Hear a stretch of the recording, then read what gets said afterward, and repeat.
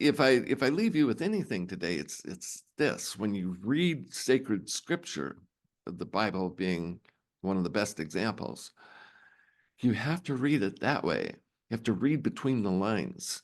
You have to get inside the person who's speaking it, plant yourself in the culture and in the environment that they were in, which doesn't mean their civilizational culture so much, because these people, these guys who wrote this document, and built it over centuries, they were mystics. They weren't historians. They used historical events as a backdrop or a scaffold, you might say, upon which to hang and illustrate mystical principles. They weren't just trying to give you an accurate account of what happened. No, they took things that happened and then modified, creative license. They modified them either to a small or greater degree, the stories in such a way that they would serve the lesson and not historical accuracy.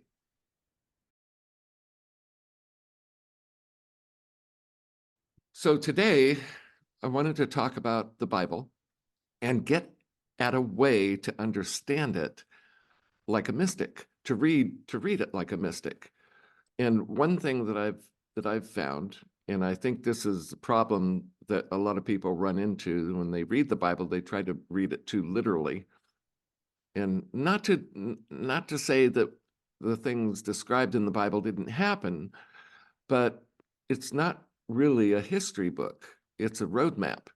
It's like an owner's manual for human beings for living spiritually in a material world. And of course, at deeper levels, it describes the path of initiation. So, which means the graduating steps we take as we move from one chamber of consciousness to the next. So we've all had those experiences in our lives where we wake up one day and the world looks different. We're different. It's like we have a new set of eyes, and it's as though for the first time we have depth perception. That kind of leap in consciousness. That's the effect of spiritual initiation, because it's at its core, it's the Kundalini rising up and activating different centers in our body and in our brain. And as those centers get activated, it alters our ability to perceive phenomena, both inner phenomena and outer phenomena.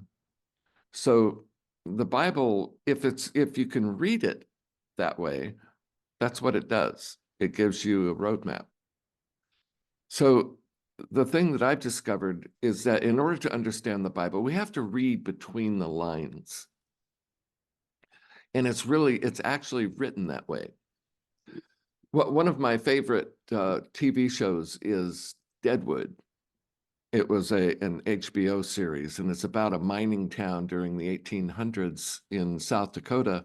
And the series itself was lauded as one of the best ever produced.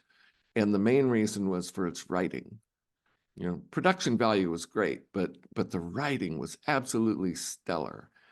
And I found myself, the writing was so good that some scenes I had to play and replay multiple times just to understand what they were talking about. That's how sophisticated the script was. And it wasn't that it was just simply vague or obtuse. It was layered. Some of the conversations were taking place on multiple layers. And so you had to, number one, you couldn't understand what they were talking about if you didn't know the context. So context was real important. And but it was the kind of conversation where one person everything they said was veiled. It was a veiled innuendo or I know you know what I'm talking about, but we're not going to say it directly. You know, that kind of conversation. And for that reason, the whole series was fascinating because people spoke to each other with extreme respect, because saying the wrong thing to the wrong person could get you killed in an unincorporated town in a territory that hadn't become a state yet. So law and order was kind of like by the seat of your pants. But that kind of conversation where I'm talking about this, but what I mean is something underneath that, and I'm expecting you to pick up on that and then respond to me in like manner. So when we think about the New Testament especially, there are so many references to things in the Torah, things that were said in the Torah. I mean, it's filled with it. And Jesus was always referencing something said by the prophets. So we have to realize that when we look at the printed page of the Bible, we're just seeing the surface of the water. We're not seeing everything that's going on below the surface. But what the writers of the Bible intend for us to do, and they were used to doing this because back in those days, everything was written as mythology. I mean, everything was said with the understanding that you know the backdrop, right? And the backdrop would usually be something that one of the prophets said. And you had to have, they expected you to have already a mystical understanding of what that was, you know, what the prophets were saying. And that only comes through contemplation and meditation. And also living it, right? Because you have to live into a teaching before you can actually understand it. So when we read the Bible, we have to read it like that. We have to, what's really being said here? What's the context? What's the depth of the statement? How deep does it go? And generally we find that it goes quite deep. It goes so deep, in fact, that at some point it goes beyond articulation to where what's being said is only an allusion to a reality that can only be perceived directly. It cannot be described. So if we read it with that in mind, then it starts to open us up. It opens our heart, opens our mind, it opens our eyes, and it opens our mouth, because we can then speak better. Because when we speak to each other, you know, in our lives and at work, at home, with our family, wherever, when we speak, that's what people are really listening for, is not the words you're saying, but what you mean by the words you're saying and what your words imply. So you see how we deal with each other in that way. We look for each other's depth. You know, how do you really feel? And what's more important, the words you're saying or the sound of your voice as you say them? You know, because if you're tense, your voice is going to be nasal, you know, because your diaphragm is frozen. But if you're relaxed and you're speaking from the core of you, then your voice will be more resonant, and that always has a better effect on whoever you're talking to. That, you know, people listen more if they sense that what you're saying is really coming from your heart. And if it is coming from your heart, that's automatically relaxing. Your diaphragm relaxes and you're able to breathe while you speak. And everyone likes that, including ourselves, you know, because we're speaking authentically. We're speaking from the heart. So when we read the Bible, we have to read it that way. What's it really saying? And not just assume that what it says is what it means. It's like it's speaking from a much deeper place. And even the Torah or the Old Testament, we have to realize that Buddhism was like 500 years, had already been around for 500 years. And that the Egyptian mystery schools where Moses was trained in the Egyptian priesthood, that it too had knowledge that, well, predated Buddhism, obviously, but Hinduism goes back like 5,000 years. And we don't even know what preceded that. There was, there's evidence of worshiping the cave bear, and the Astarte figure, the pregnant woman. So people had a sense of the mysteries, but all of this inner knowledge gets translated and delivered to us down through the millennia. And it's through that lens that we have to consider these teachings. You see, it's like Judaism didn't just fall out of the sky. It came out of Egypt. And and if we know that, then the story of Jesus fleeing for his life, his mother and father taking him down to Egypt and then him coming up out of Egypt, that's an allusion to what everybody understood back then, which was that the teachings we're embracing, we didn't originate them. They didn't originate with us. They come from a deeper past, a deeper lineage, a deeper tradition. And so if we understand that about the Torah, and we read things like the Great Flood, the Noah and the Ark, Noah's Ark, we see, maybe that's talking about, maybe a literal flood, which evidently there's a lot of evidence for now. And the flood myth is, I think, shows up in a couple of dozen mythologies all over the world at different, coming from different time periods, but it's a universal story. And so a lot of archaeologists and geologists are thinking, there must have been some kind of cataclysm, and now they're finding a lot of evidence for it. They're talking about maybe there was a pole shift and the North Pole became the equator and that kind of thing. And all of a sudden, the weather changed drastically within a matter of hours. All of that, that's fun. That's fun to get into and go down that rabbit hole. But and the research will show more and more about that, and it's fascinating. But even there, Noah's Ark is not just a historical account of some Earth-wide, planet-wide cataclysm. No, it's about an inner experience, right? It's when we get overwhelmed. It's when we don't, when we haven't taken care of things, we've been ignoring things for too long, and then they overwhelm us and they wash everything away. Instead of us being proactive in our problem solving, we wait till it's too late, and then our life circumstances decide for us, right? And then so the story of Noah's Ark has that deeper level to it. It's a symbolic level. So there are lots of topics like that, and if we start to read in that way, then these deeper truths start to reveal themselves to us, and then we can use them as like an overlay.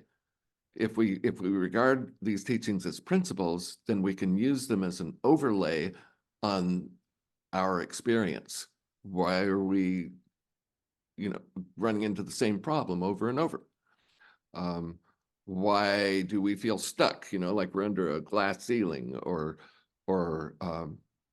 why is there evil in the world? Why is there sickness? Why is there disease? All of these things.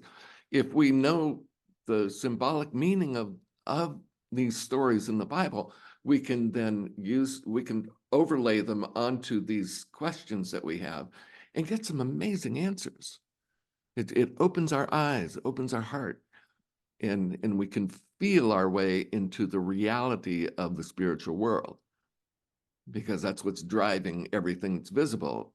Everything we see is driven by what we can't see. And part of the spiritual path and spiritual work is learning how to make changes, how to initiate causes in that unseen realm. So, you know, this is the greater work. This is the under the hood stuff of the spiritual life. We learn how our mind works. We learn that what we broadcast into the world then returns to us. You see, so, and there's a time lag, so it's not obvious. You know, we have to be very scientific about it. We set something up like planting a seed. It goes into the ground, and plant just doesn't pop up immediately. You have to wait. Sometimes you have to wait a couple of weeks. So the mind is the same way. We think into it, and then it gestates, and then it starts to deliver in an objective way the character and the quality of the thoughts we put into it. So one of these things that we find in the Bible is the golden rule, where Jesus says, do unto others as you would have others do unto you. I thought I'd found a loophole in that law. You know, something's not right about it. So I'm examining it really closely, and I realized that, oh, and here's a story, okay? I told this in the last class, so people have to bear with me. Many years ago, it was my wife's birthday, and one of the things I got her was a vacuum cleaner. You know, and they say, you know, that marriage is a learning curve. That was a real learning experience. See, and the reason I got it for her, it was a great vacuum cleaner. It was a 𝗎, you know, expensive as hell. And I mean, if you're going to have a vacuum cleaner, you want a 𝗎 because it's the best on the market. So I thought, great, because at the time, you know, we had our business, and we were into commercial woodworking, and so I had a shop, 3,000 square foot shop, lots of tools, and so when I bought tools, it was, you know, I bought the best that I could afford, and because I'd learned through trial and error that it does not pay to buy cheap tools. You buy a cheap, you know, they say, you know, buy a good one, you only buy it once. Buy a cheap one, you have to buy it over and over because they break, right? And they don't do as good a job. So when I buy tools, I buy the best. And so if she had bought me like a new table saw, that would have just thrilled me to no ends. That would have just opened my heart and just like, wow, honey, I love you, right? So naturally, I thought if I bought her one of the best tools, she would feel the same. No way. It took me years to dig out of that hole. And so why should we give unto others what we would like them to give to us? That doesn't compute. You see, it's like if I'm always giving you what I think, you know, even this class, you know, I'm talking to you about things you may or may not be interested in, right? So I'm doing everything I can to make it interesting, and at the same time trying to judge whether it actually is interesting to you. And so maybe I haven't quite, you know, gotten to the top of that learning curve, right? So you see what I mean? It's like, is that the best way to operate in the world? And I started to think, well, you know, in order for me, oh, here's another example that speaks directly to this. There was an experiment in New York City where they were doing some kind of psychological research. And a guy went out onto the sidewalk, on the busy sidewalk, with a stack of $5 bills and started giving them away to people for no reason. They asked him, what's this for? No, it's just, I just want to give it to you.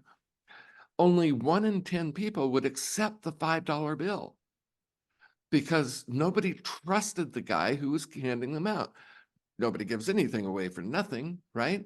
So so they didn't want to get hooked or duped or reeled into some kind of bigger scheme. So they said, no, just get away from me. So how often do we offer things to people and they refuse them? Because they don't trust us. You see, they don't know us.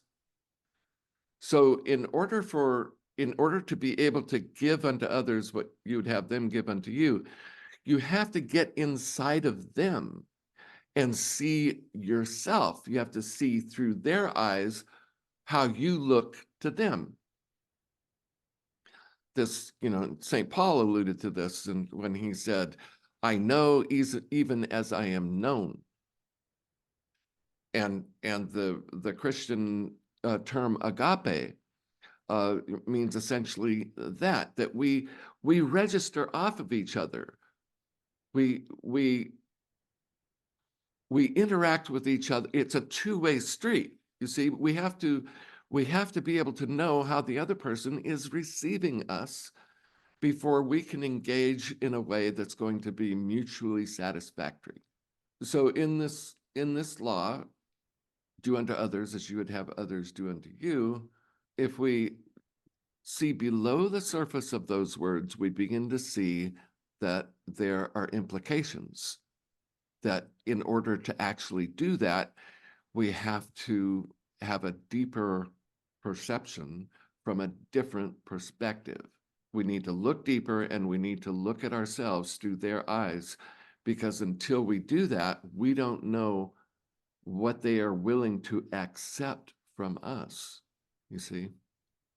But it's like Jesus obviously knew this. One thing I've learned, and I learned this from a Jewish scholar, is that if there's something in the Bible that I don't agree with, I assume that it's right and I'm wrong. I don't, when I started this, I said, I'd found a loophole, but that's tongue-in-cheek. So I looked at it and thought, okay, this seems to be unworkable for all the reasons I just gave, but I'm going to assume that it's right and I'm wrong. So that causes me to look deeper into the saying, which then makes me get inside Jesus's head and look out through his eyes at the world and see how he sees things. You see? So in giving unto others what you would have others give unto you, we can apply that also to the rule of the law of cause and effect, or the law of prayer, in that understanding that we are broadcast stations, that what we hold in our heart is the vibration of that, the quality of that, the imagery of that is broadcasting out into the world at all times, which means that's what the world is going to deliver back to us. This is the law. What we give out comes back to us. What we sow, we reap. As we judge, we are judged. So it's not a matter, this goes way deeper than the ideas in our head or the feelings in our heart. This goes deeper into our actual character, and you might think of your character as like the foundation stones upon which your whole edifice, the house of you is built. That's your character. And that's what has the strongest signal as you move through the world. That's what you're broadcasting. Not what you say, not what you do, but what you are. That's what gets broadcast into the world. And that's what the world takes, like the ground receives seed, it gestates, and then it delivers back to us what we put out. So if I leave you with anything today, it's this: when you read sacred scripture, the Bible being one of the best examples, you have to read it that way. You have to read between the lines. You have to get inside the person who's speaking it, plant yourself in the culture and in the environment that they were in, which doesn't mean their civilizational culture so much, because these people, these guys who wrote this document, you know, and built it over centuries, they were mystics. They weren't historians. They used historical events as a backdrop or a scaffold, you might say, upon which to hang and illustrate mystical principles. They weren't just trying to give you an accurate account of what happened. No, they took things that happened and then modified, creative license. They modified them either to a small or greater degree, the stories in such a way that they would serve the lesson and not historical accuracy. You see? And we do this, you know, we do this too. It's like with George Washington and the cherry tree. You know, it's one of our national myths, right?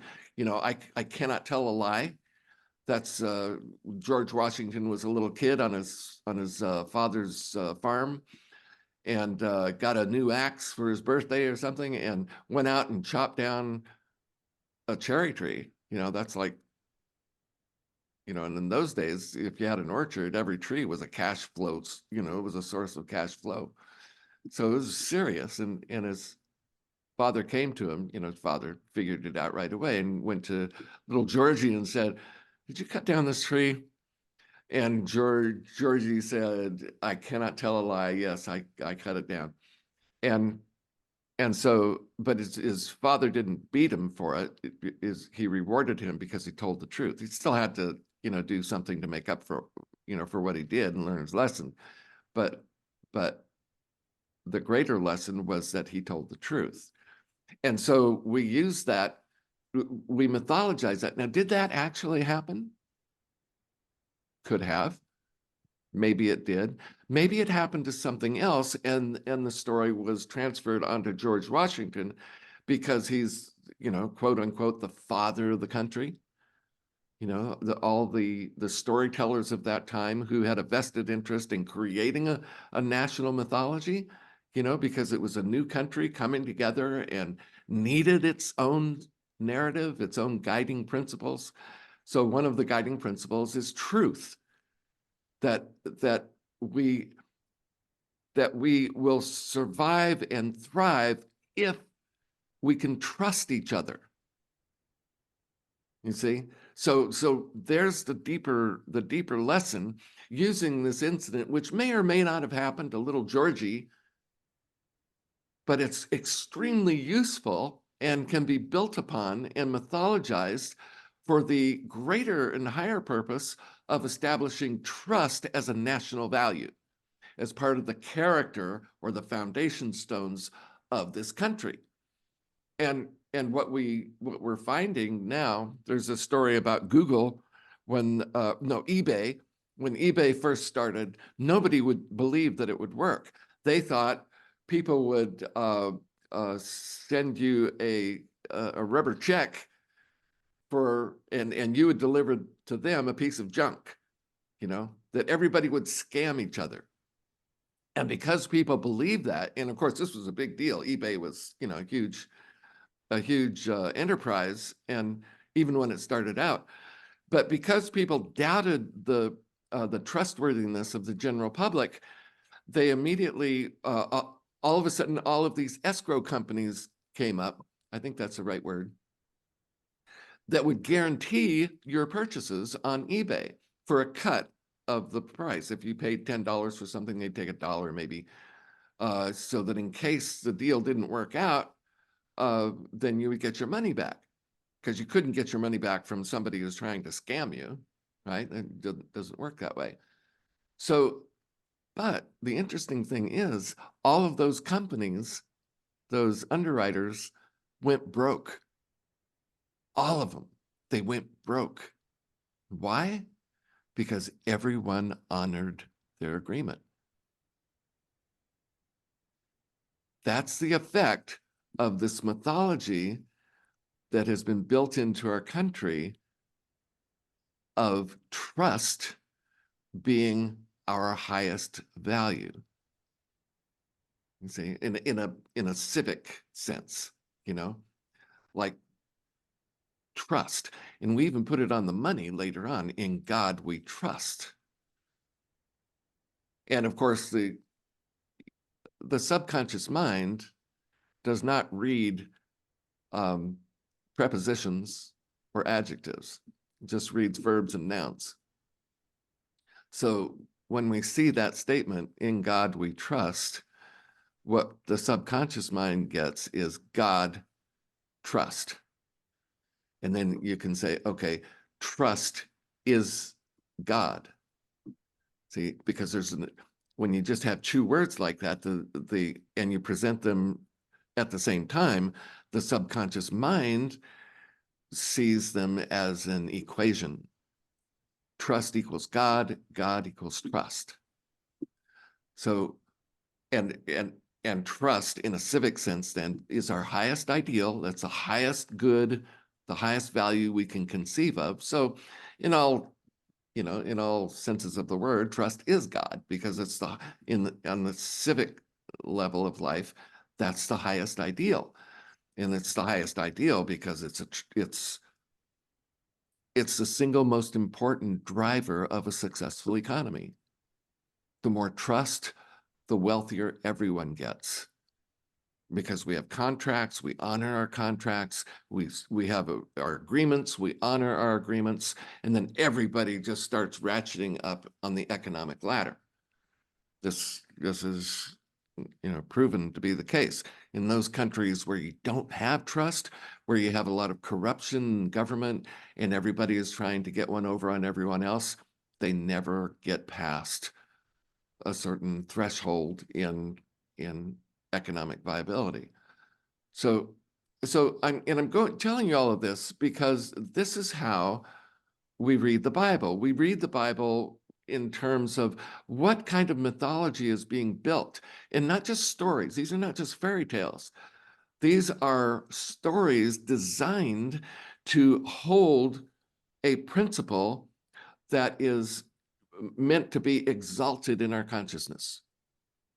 So when we see something like do unto others as we would have others do unto us, that means something more than just what it's saying on the surface. It means be a giver, and he also said it's better to give than to receive.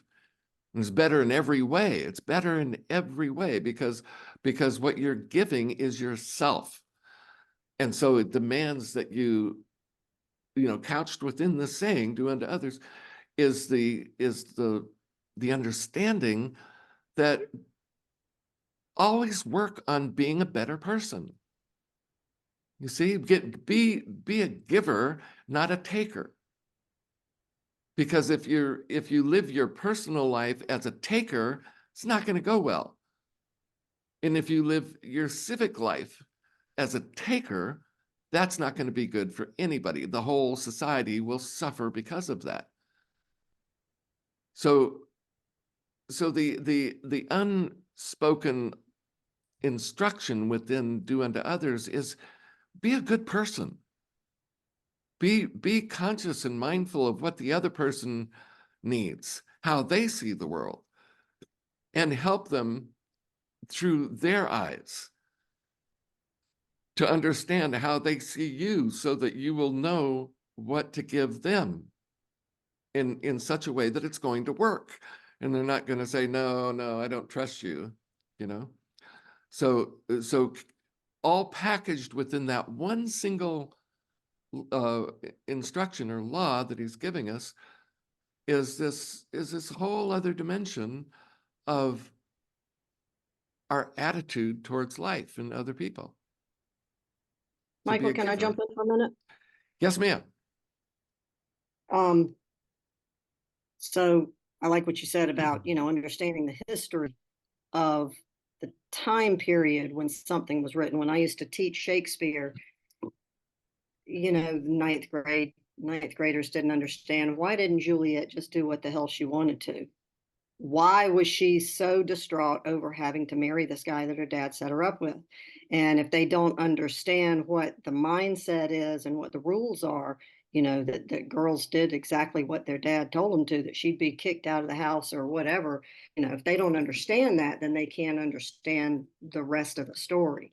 So I would, try to at least teach a little bit of that. And if you ever want to practice on reading something that's behind the veil, try reading Victorian poetry, Oh yeah. because Oh my every God. bit of Victorian poetry is veiled. Um, but as far as the do unto others, and Tom and I have talked many times about 12-step program, about AA. Part of the process of going through a 12-step program is doing a self-inventory. And what comes out of that are what we call character defects, for lack of a better term. And what I know about me, about myself, is that I have a tendency to be self-righteous and controlling and self-centered. So when I'm going to do unto others as I would have them do unto me, I have to be sure that my motives, I have to put me aside. I have to get me out of the way. It's not what I think you need. It's not what I think you want. It's not what I would want if you were giving to me, but I have to get into you, and I have to know that about me so I can get me out of the way so I can get into you and understand you. Does that make sense? Yeah. Yeah, exactly. Exactly. That's my Yeah. understanding of it too. Yeah. And it works in so many different ways. In marketing, they always talk, that's the first thing. You have to sell something. You can only sell something to someone if they already want it. Yeah. Right. So you have to know what they want before you can sell them what they need. Right. So yeah, this is so seminal. It's so central to all of living that we see behind the veil, right? We see through that veil and understand what people are really saying to us. Read Goblin Market by Christina Rossetti. Look that one up. Goblin Market? Goblin Market. It's about two sisters by Christina Rossetti. Is that a It'll poem knock or? your socks. Yeah, it's a fairly long poem. Great. I'll look that up. Yeah, so okay. I keep my ear to the ground in terms of what's happening in Christianity, especially, in all the religions, but especially with Christianity, because and this is not just my opinion, but a lot of people feel that Christianity is in crisis. And the reason it's in crisis is because of its failure to see behind the veil, the failure to acknowledge that these stories and these teachings that they hold in such high esteem and in a place of honor, that they have deeper meanings.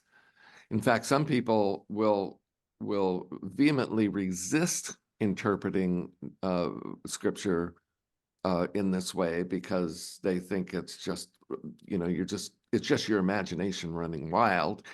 And the more you do that, the farther away from the actual meaning you get. And so they insist that the story is true.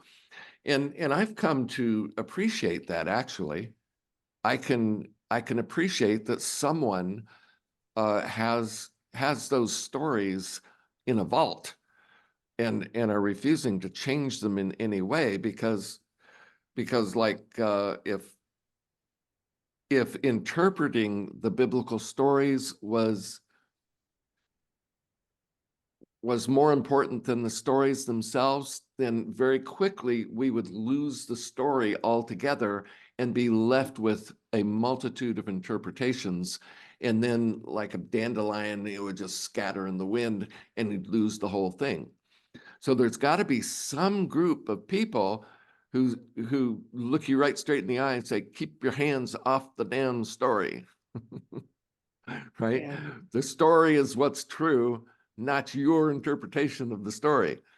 I can appreciate that, you know, because I have a very active imagination. I can take anything anywhere, right?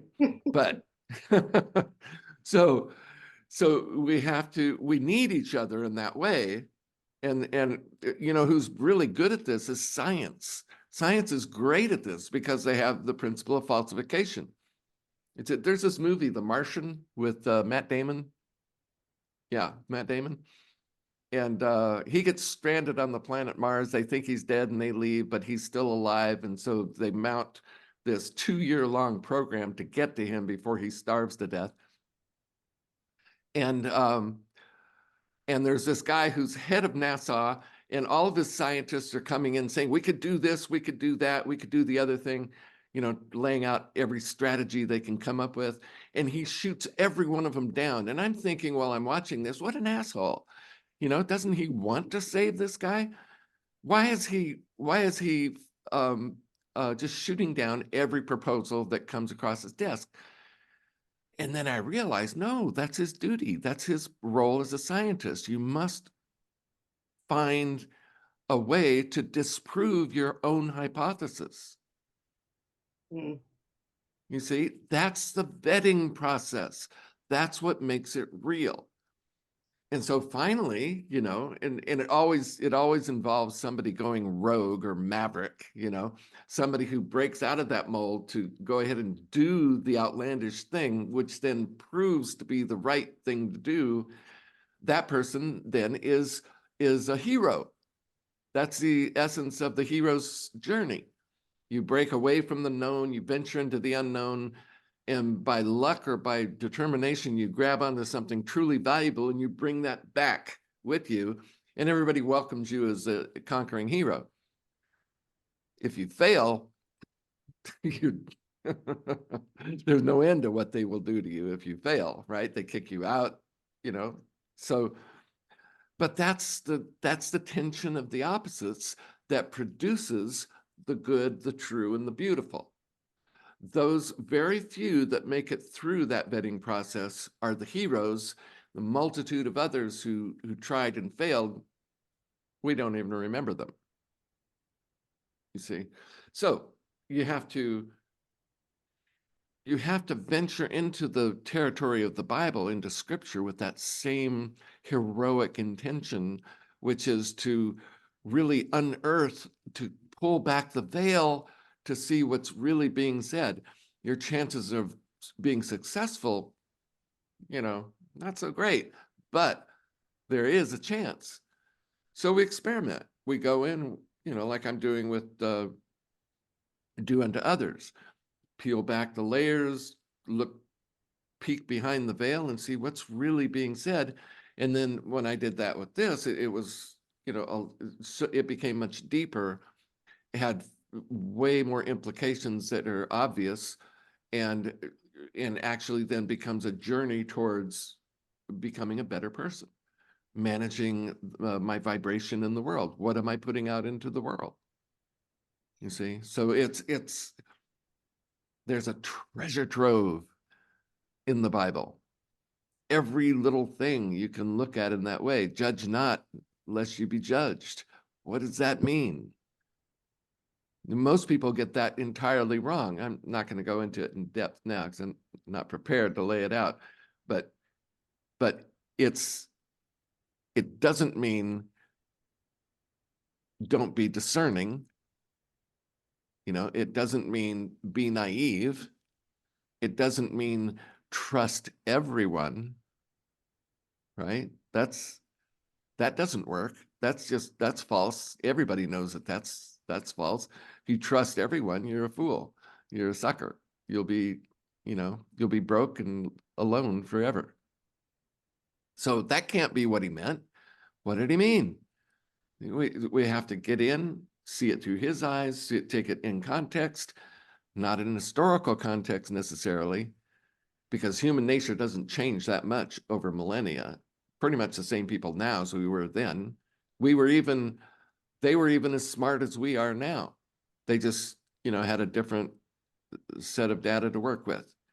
Now we think we know everything because we have scientific method and we have scientific instruments and, all of this time figuring stuff out, but that's only in one strata of the human experience. What we know in our heart, we knew back then in our heart. So that's why the Bible speaks directly to us today, because we're the same people.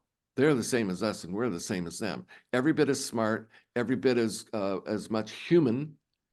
And so it's relevant. It's immediately relevant if we know how to read it.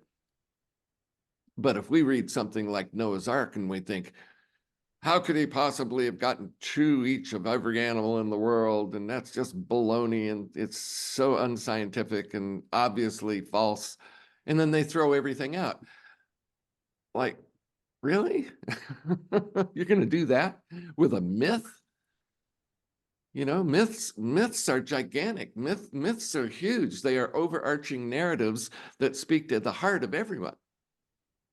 And you're going to throw that out because you're arrogantly thinking that everything has to be scientifically correct. Everything has to be literal. You missed that boat. You didn't make it onto the ark. So if you think that way, you see. So the crisis in Christianity is that overly literal thinking, which, like I said, it's necessary because we have to maintain the integrity of the stories themselves. All the characters, all the events, all the objects, the places, the names, all of those things have symbolic meaning, which the writers were immersed in. That's how they spoke. That's the language they spoke, was the language of symbolism. And so naturally, then they write a story, every single thing matters. So we need the fundamentalists to keep that story intact, so it doesn't get lost in the forest of interpretations. But they're great. They stay in their lane. What's up to the mystics and those who aspire to be mystics or want to see deeper into their own heart and into the nature of God and the universe, nature, then we have to recognize, number one, these stories are symbolic. Whether they happened or not doesn't really matter all that much. I mean, we can argue about whether Jesus actually rose from the dead. We don't know. We don't. The only way we can claim to know that is if we just latch onto it as a belief and say, it's true because I believe it. And that's not scientific.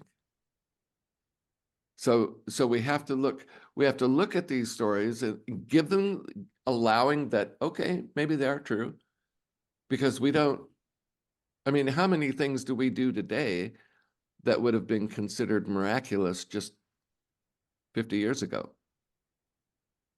I mean, technology has given us abilities that were undreamed of and couldn't even be, 100, 200 years ago, couldn't even be conceived of.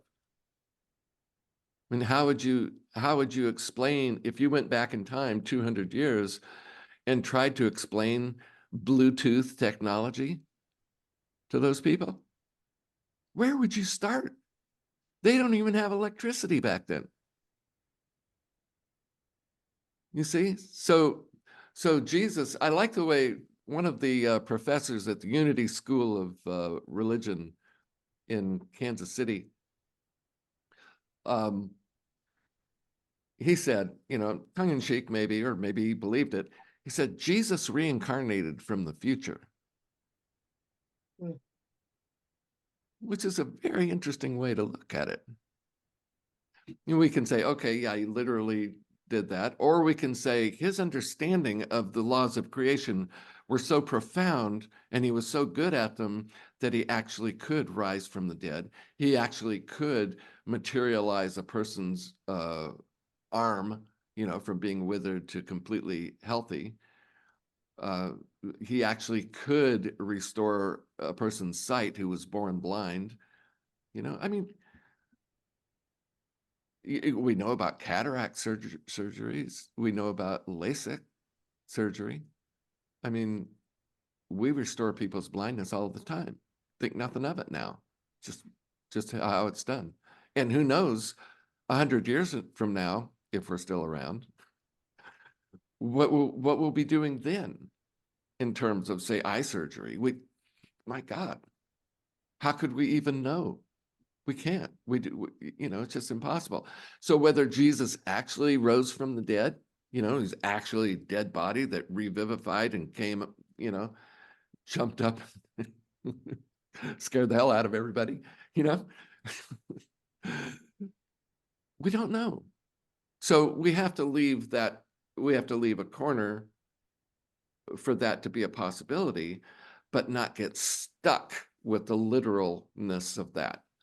Because in reality, that's just science we don't understand yet. Just like cataract surgery and LASIK surgery was beyond the comprehension of people 200 years ago. If we're going to be scientific in our approach to the Bible, we have to allow for those gray areas and those unknowable things that are unknowable. But we don't want to get stuck there. We want to look for the deeper meaning, because we understand that the way those people wrote stories back then was through a mythological lens, a legend building lens. That's what they were trying to do. They were creating a story. And the story was consciously and deliberately written in layers, veil, veil, veil. And the project then becomes going deeper, going behind the first veil, going deeper yet, going behind that veil. These stories are marvelously sophisticated, and they're written for the purpose of advancing our spiritual consciousness. But we have to dive into them, can't take them just only literally, set that aside and look for the deeper meaning, not just in a philosophical way or a metaphysical way, but in how we understand ourselves.